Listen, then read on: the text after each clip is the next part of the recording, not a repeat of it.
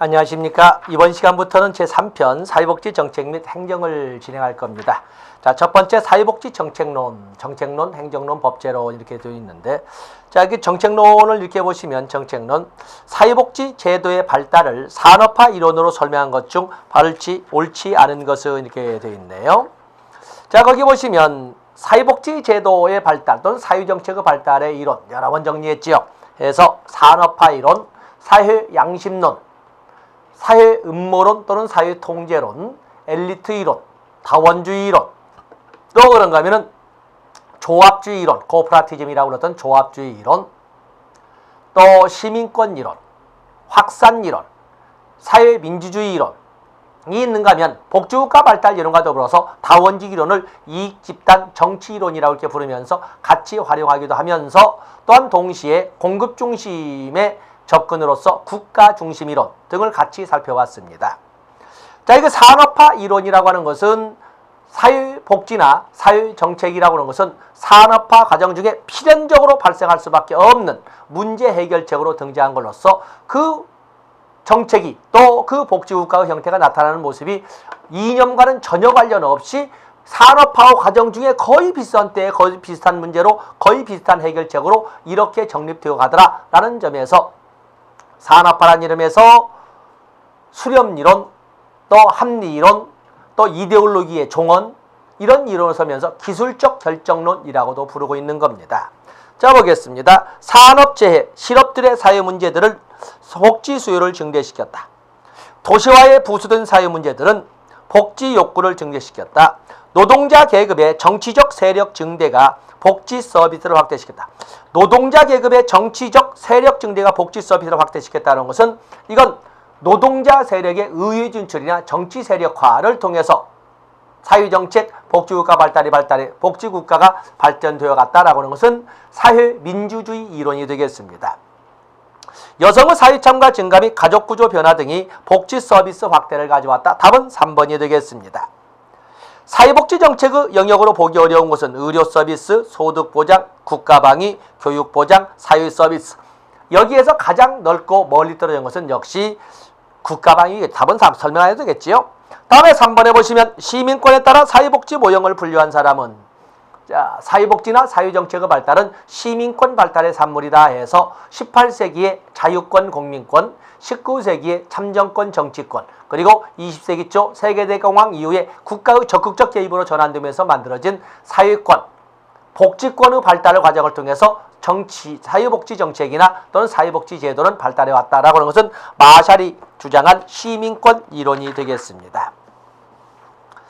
다음에 4번에 보시면 사회복지와 관련하여 생각할 때 성격이 다른 것은, 사회복지와 관련하여 생각할 선별주의. 여기는 도움이 필요한 사람만, 즉 요보자만, 다시 말해서 클라이언트만을 대상으로 한다라고 하는 거. 자녀적 사회복지, 신자유주의, 집합주의.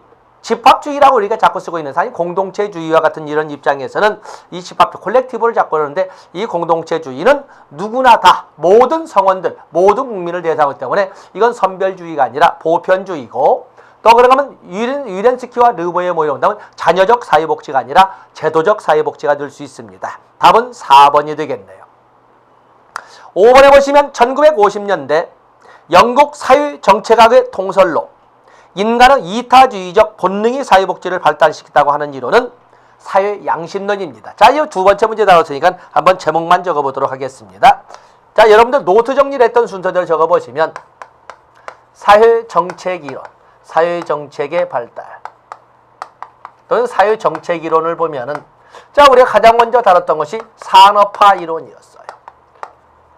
여러분 적을 수 있지요? 수렴 이론, 합리 이론, 기술적 결정론, 이데올로기의 종언 등으로 설명한 것이 바로 산업화 이론이 되겠고, 다음에 그래서 사회양심론, 저기 여기 나오죠. 사회양심론. 1950년대 영국 복지계에서 중심 이론을 했던 것이 바로 이 통설이 했던 것이 사회양심론. 그래서 이타주의, 인도주의 이런 그 입장이 모여서 국가를 통한 자선활동으로 간주되어 가는 것이 사회정책이라는 하는 것이 사회양심론. 이를 비판하고 등장한 엘리트주의의 두 개의 이론이, 하나는 사회통제론, 또 사회음모론이라고 그러죠. 사회통제론, 사회음모론. 또 그런가 하면은 엘리트 이론. 엘리트 이론. 또 다원주의 이론. 다원주의 이론을 이익집단 정치 이론이라고 이렇게 쓰기도 한다는 것도 봐주시고, 또 그러면 조합주의 이론. 조합주의 이론에서 여기는 이익집단 정치 이론의 관점으로 이렇게 해서 보고, 조합주의 이론은 코퍼라티즘이란 단어, 코퍼라티즘이란 단어인데, 다원주의에서는 국가의 중립자적 지위를 강조한 데 비해서 조합주의라는 코퍼라티즘은 국가의 적극적 개입이나 주도성을 강조한다는 차이가 있습니다. 국가의 역할 비중이 확실히 다릅니다. 또 그러면 시민권 이론, 또 확산 이론, 전파 이론, 국제적 모방의 산물이라는 확산 이론, 또 그러면 사회민주주의 이론. 그 외에도 뭐 마르크스 이론, 뭐 자본 논리론 이런 등등의 이론들을 쭉 설명할 수가 있는데, 자 문제를 보겠어요. 1950년대 영국 사회정책의 통설, 이타주의 본능이 사회복지 발달의 근원이다라고 하는 것은 사회양심론이 되겠습니다. 6번에 보시면 노동자 집단의 재생산을 촉진하고 노동자 계급을 계층화하며 노동규범을 강화하기 위한 국가의 대응으로 사회복지 정책이 발달. 노동규범 강화라는 단어가 나왔다. 이건 사회통제론, 사회음모론이 되겠습니다. 다음에 많은 사람들이 자꾸 사회복지 또는 복지국가가 발달 그러면 도움이 필요한 사람을 위하여 수요를 중심으로 자꾸 접근하는데, 그래서는 안 된다. 똑같은 문제가 발생하고 똑같은 아픔이 있어도 나라마다 그에 대한 대안이 각기 다른 모습을 이렇게 보여준다는 것도 감안해 볼 때에, 이게 사회복지를 또는 복지국가를 접근할 적에는 수요를 중심으로 접근해서는 안 되고 공급자의 입장에서 접근해야 된다. 공급 중심 이론으로 이렇게 나온 것은 국가 중심 이론이 되겠습니다. 국가 중심. 답은 5번이 되겠네요. 8번에 보시면 마샬의 시민권 개념 중 복지권이 의미하는 것은, 마샬의 시민권 이론, 시민권 이론 나와 있죠. 시민권은 18세기 자유권, 공민권이라고 그랬지요. 공민권. 그리고 19세기 정치권, 참정권이라고도 합니다. 참정권. 자, 이렇게 시민권을 확대해 가면서 이것이 거의 실질적 시민권으로 지위를 갖게 되는 것은 20세기 사회권의 확립을, 그러니까 우리가 복지권이지요. 복지권. 그래서 이 시민권의 실질화를 이룬 것은 사회권, 복지권의 확립을 통해서, 그래서 결국 사회복지하고 이렇게 시민권의 발달 과정의 산물이라는 것이 시민권 이론이 되겠습니다. 그래서 복지권을 말하는 것은 바로 사회권을 말합니다. 9번에 보시면 합리 모형의 특징이라고 볼 수 없는 것은, 합리 모형. 자, 정책 결정 모형에서 합리 모형, 정책 결정 모형에서 정책 결정의 이상적 모형으로서 합리 모형이 있는데, 합리 모형은 인간을 합리적 정제인으로, 즉 절대적 합리성을 사용하면서 세상에 모르는 것이 없다고는 전지의 존재로서 인간을 설정한 합리적 정제인으로 봅니다. 그다음에 정책 결정이라고 하는 것은 어떠한 경우에도 모든 인간은 언제 어디서나 어느 누구나 오직 최선의 해결책만을 강구한다라고 보는 것은 바로 합리 모형이 되겠습니다. 이상적 모형이자 연역적 모형이자 규범적 모형이지만 인간의 현실적 한계를 간과했다는 비난을 받습니다. 정책 결정에 관여하는 인간은 이성적이고 합리적이다. 주어진 상황 속에서 주어진 목표를 해결하기 위해 최선의 정책 대안을 찾을 수 있다. 인간은 언제나 어디서나 오직 최선의 대안만을 강구한다라고 하는 것은 합리 모형, 이상적 모형. 인간의 지적 능력과 정보의 제한과 같은 현실적 한계를 인정하지 않았다는 비판을 받습니다. 이렇게 인간의 지적 능력과 정보의 제한을 인정하는 것을 그냥 우리가 싸잡아서 통칭해서 그 이론들은, 거기에는 만족 모형, 점증 모형, 혼합 모형, 최적 모형, 쓰레기통 모형, 공공선택 모형, 또는 흐름창 모형 등등등 이런 이론들을 드는데, 이런 이론들을 총칭해서 현실적 모형이라고 하는 것입니다. 각 정책 대안들을 비교, 평가하는 데 필요한 판단 기준이 명백하게 존재한다고 본다. 합리적 정책 결정자에 의해 최선의 정책 대안을 찾아내므로 정책 결정이 이루어진다고 본다. 최선, 합리 이런 단어, 답은 3번이 되겠습니다. 정책 결정 과정에서 아젠다 형성을 중심으로 받는 것은, 자, 아젠다의 형성이 이렇게 나와 있는데, 정책 결정, 정책 형성 과정.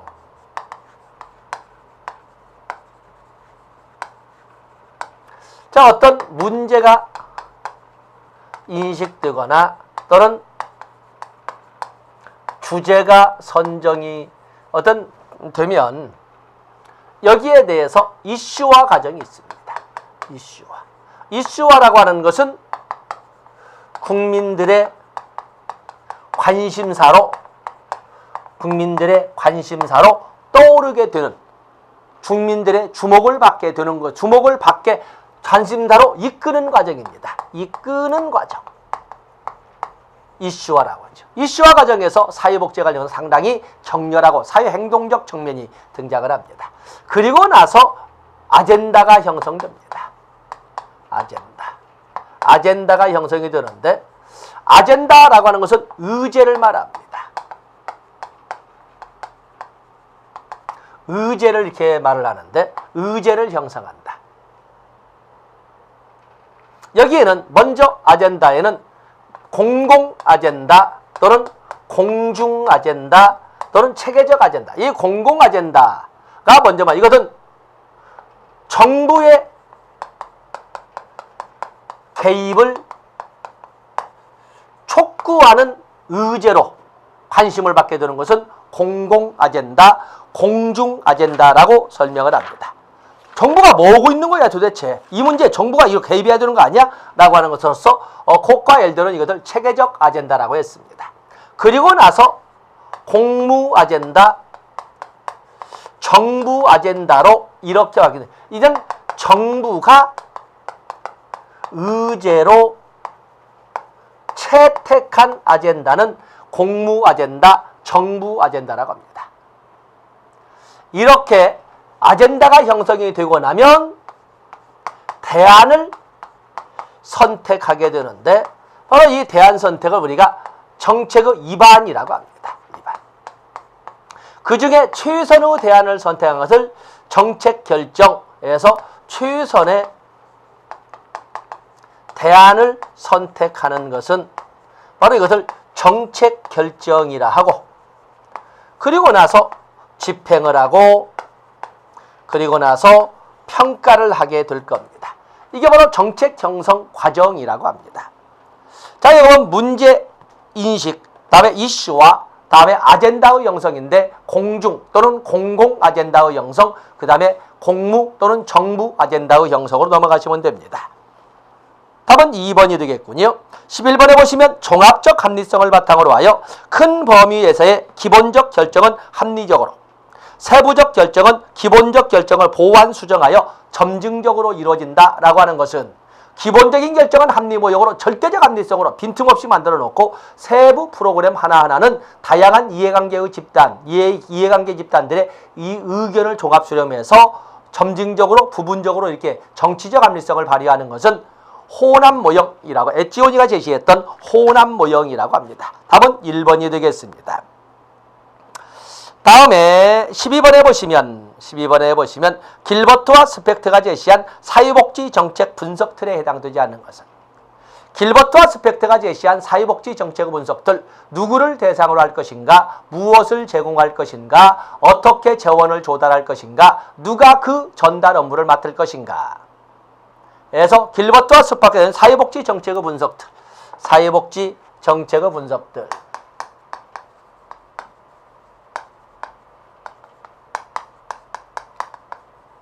길버트와 스펙트. 여기에는 누구를 대상으로 할 것인가, 할당이라고 그러죠. 할당. 누구를 대상으로 선정할 것인가. 다음에 급여, 무엇을 제공할 것인가. 그리고 재원, 어떻게 조달할 것인가. 그리고 전달, 어떻게, 누가 이를 관리 운영할 것인가 하는 문제로 이렇게 알로케이션, 프로비전, 파이낸스, 그리고 딜리버리 이렇게 제시를 했는데, 자, 그걸 찾아가시면 되겠죠. 답은 5번이 되겠습니다. 다음에 13번에 다시 정책론 나왔네요. 사회복지 정책이 인도주의적 이타심이나 양심의 실현이라기보다는, 여기까지는 사회양심론이지요. 지배 질서 안정과 유지를 위한 사회 통제의 목적이 있다는 것은 사회 음모론, 사회 통제론이 되겠습니다. 답은 2번이 되겠습니다. 다음에 길버트와 스펙트가 제시한 자격 조건의 4가지 원칙에 포함되지 않는 것은 자격 조건. 자, 여기 보시면 길버트와 스펙트가 제시한 자격 조건 4가지. 할당 기준, 누구를 대상으로 할 것이냐. 물론 큰 원칙으로서는 전 국민을 대상으로 할 것이냐, 보편주의, 아니면 도움이 필요한 사람만을 대상으로 할 것인가, 선별주의, 이렇게 설명할 수도 있지만, 이런 것처럼 길버트와 스펙트가 제시한 자격 조건의 4가지 대상자 선정 기준이니까, 대상자 선정 기준, 그러면 대상자 선정 기준은 귀속적 욕구, 보상, 진단, 그리고 자산조사, 이렇게 4가지를 들었습니다. 누구나 일정 조건을 갖추고 있다면 어떤 일정 조건만 구비하고 있던 타 대상자로 선정해야 된다는 범주적 할당 기준은 귀속적 욕구가 되겠고, 국가 사회적 기여도가 있는 사람은 누구나 다 대상자로 선정해야 한다는 범주적 할당 기준, 보상의 입장에 있는 범주적 할당 기준이라고 그랬습니다. 그에 비해서 전문가의 진단에 의해서 밝혀진 사람만 대상으로 해야 한다는 개별적 할당 기준으로서는 진단적 차등이나 진단이 있고, 그에 비해서 경제적 여건 조사를 통해서 밝혀진 자만 대상으로 해야 된다는 것은 자산조사 기준이라고 합니다. 자, 이것이 문제가 될 때는 이렇게 얌전하게 나오기도 하지만 실질적인 법률과 또는 법규 조항을 통해서 같이 나오기도 하죠. 그래서 법제론과 정책론을 같이 묶어서 설명하는 이유는 그런 데가 있습니다. 답은 4번이 되겠지요. 15번에 보시면 현금 급여에 대한 설명으로 바르지 못한 것.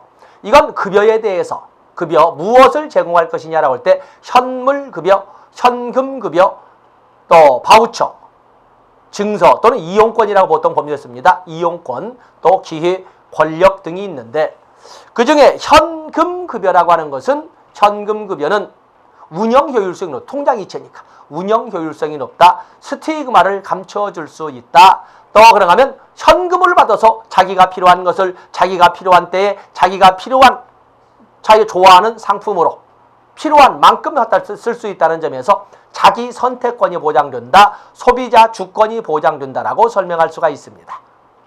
그러나 현금으로 지급을 하게 되면 본래 의도했던 목적 이외에 다른 용도로 쓸 수 있는 가능성이 확 넓어져 버립니다. 좋게 보면 자기결정권, 소비자 주권이지만 나쁘게 보면 목표 효율성이나 또는 대상 효율성이나 또는 정책 효율성은 떨어진다고 볼 수가. 즉 다시 말해서 급여의 오남용이 가능합니다. 이런 문제 등이 현금 급여입니다. 업무 담당자가 지급하기가 편리하다. 통장 이체니까 운영 효율성 높습니다. 수급자가 사용하기 편리하다. 자기결정권, 소비자 주권이 확보됩니다. 스티그마를 줄일 수가 있다. 소비자 주권에 찬성하는 입장이다. 본래 목적대로 정확하게 사용될 수 있는 것은 현물급여가 되겠습니다. 답은 5번입니다. 16번에 보시면 공공부문의 사회복지재원에 알맞게 완성된 것은, 자, 우리가 재원, 사회복지 재원은 공공부문의 재원과 민간부문의 재원을 볼 수가 있는데, 공공부문의 재원은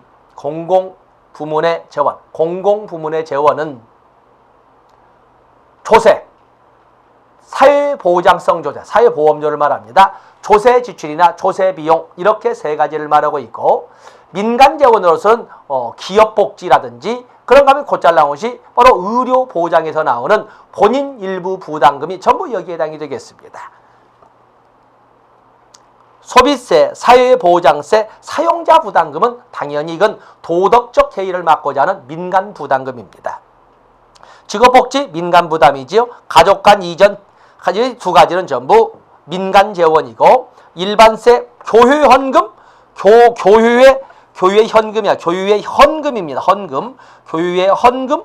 이거 당연히 교유의 헌금은 민간 재원이 되겠고, 자발적 기여금, 직업복지, 사용자 부담금. 4번은 전부 민간 재원이 되겠네요. 일반세, 목적세, 조세. 답은 5번이 되겠습니다. 17번에 보시면 자산조사 단점으로 볼 수 없는 것은, 자산조사는 어떠한 도움이 신청이 되어들 때 그 도움을 신청한 사람이 진정 신청 자격이 있는지, 신청 자격이 있다면 무엇이 필요한지, 필요한 것이 밝혀졌다면 얼만큼 언제 어떻게 필요한지를 밝히는 법령의 범위 안에서 이끌어가는 행정 절차를 말합니다.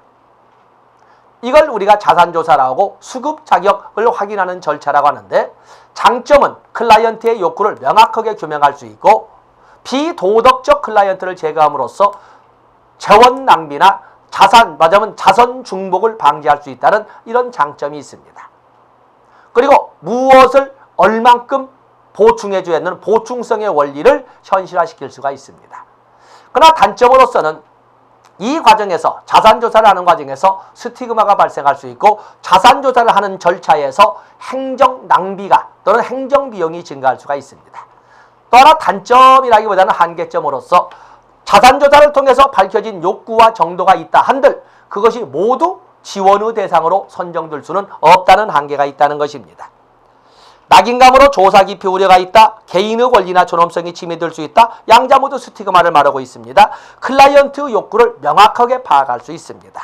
이건 틀린 거지요.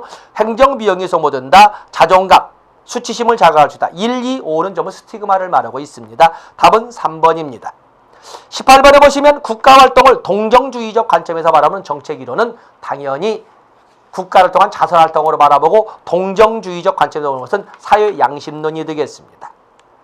19번에 보시면 다뤘던 문제니까 다음 중 관련이 가장 적은 것은 이념의 종말, 수렴이론. 자, 이것은 정책이론에서 산업화 이론을 이념의 종말, 세력올로기의 종언 또는 수렴이론, 합리이론, 기술적 결정론이라고 합니다. 전파 이론은 사회정책이란 국제적 모방의 산물이라고 하는 확산 이론을 말합니다.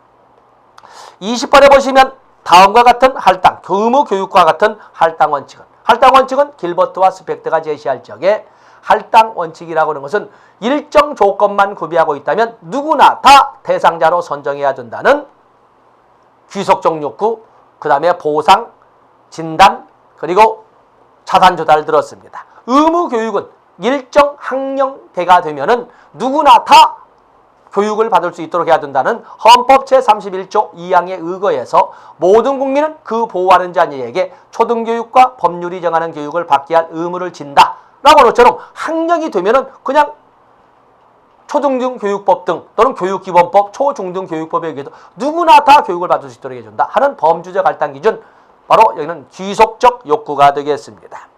다음에 21번 서비스 문제 나와 있군요. 현물급여와 현금급여의 중간 형태는 우리가 바우처, 이용권이라고 하고, 22번에 보시면 사용자 부담의 특징으로 볼 수 없는 것은 본인 부담금을 말하죠. 사용자 부담, 이용자 부담인데 프로그램의 질적 향상을 도모할 수 있죠. 쓸데없는 재원 낭비를 막게 함으로써 스티그마를 막을 수 있다. 서비스의 오남용을 감소시킬 수 있다. 또 그런가 하면 역진성 문제를 해결할 수 있다. 역진성 문제라는 거 아니에요. 역진성은 우리가 사회보장성 조세, 사회보험료에서 동일한 세율을 적용한다는 점, 그리고 소득 상한선 제도를 운영한다는 점에서 오히려 가진 자에게 유리한 것이다. 또 조세 지출도 조세 비용도 마찬가지로 가난한 사람에게 세금을 걷었다가 되돌려주기보다는 아예 처음부터 안 걷는다고 하지만 본래 도움이 필요한 사람은 처음부터 세금 내는 사람이 아니었다는 겁니다. 말은 도와준다고 하지만 그래도 가진 사람을 돕는 거기 때문에 오히려 고소득자에게 유리하다라고 표현을 하는 것이 조세 지출, 조세 비용이 됩니다. 역진성 문제를 해결할 수 있는 것은 일반 조세의 문제입니다. 답은 4번이 되겠습니다. 거기 보시면 정책 결정 모형 중 인간의 비합리성을 전제로 하는 것은, 합리 모형은 이상적 모형으로 절대적 합리성을 강조를 합니다. 절대적 합리성.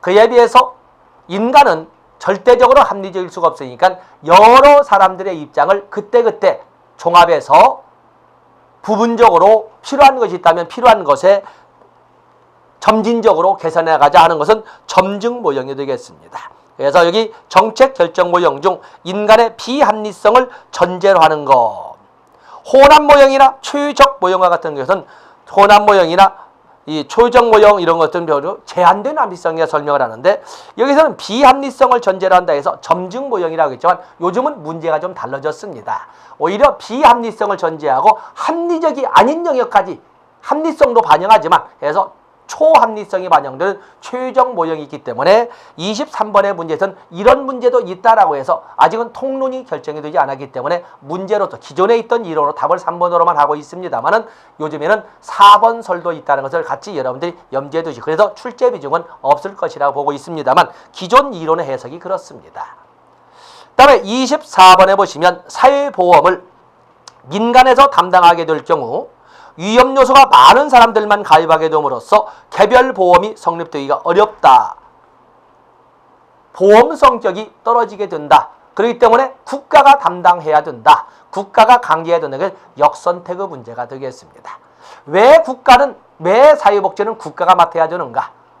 사회복지는 공공재적 성격을 가지고 있기 때문에, 또 외부적, 긍정적 외부 효과의 성격을 가지고 있기 때문에, 또 정보 선택의 중요성이 그 어느 것보다 그 비중이 크기 때문에, 또 정보의 비대칭성을 이용한 오남용, 즉 역선택의 문제와 도덕적 해이의 문제가 발생할 수 있기 때문에, 또 위험 발생의 상호 의존성이 크기 때문에, 규모의 경제 효과로 인한 파급이 크기 때문에, 그래서 사회복지는 국가가 맡아야 된다. 그 중에 민간에서 담당하게 된다면, 국가가 아니라 민간군이 담당한다면 위험 요소가 많은 사람들만 가입하게 됨으로써 보험의 본래의 성격인 위험 분산의 효과가 떨어진다. 그렇기 때문에 시장에서는 거래할 수가 없다라고 하는 문제를 지적한 것은 역선택의 문제가 되겠습니다.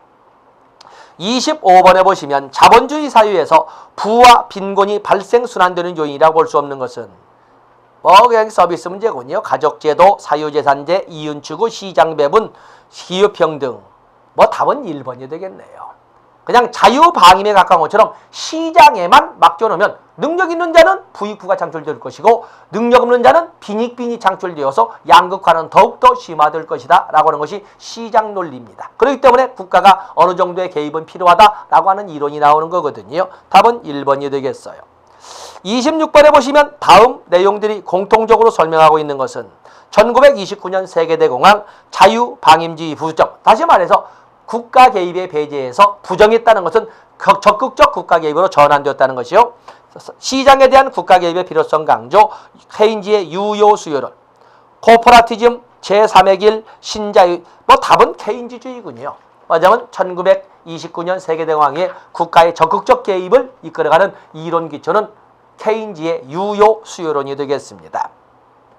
27번에 보시면 다음과 관계 깊은 사회복지 이념은 1970년대 두 차례에 걸친 오일 쇼크로 인한 스태그플레이션, 이걸로 인해서 복지국가와 위기가 도래하지요. 이걸 해결하기 위해서 다시 대기된 이론이 고전적 자유주의로 복귀가 나와 있는데, 그로 인한 것이 바로 대처리즘, 레이거노믹스 등으로 표현되는 영국과 미국의 신자유주의, 신보수주의, 신연방주의를 말하고 있습니다.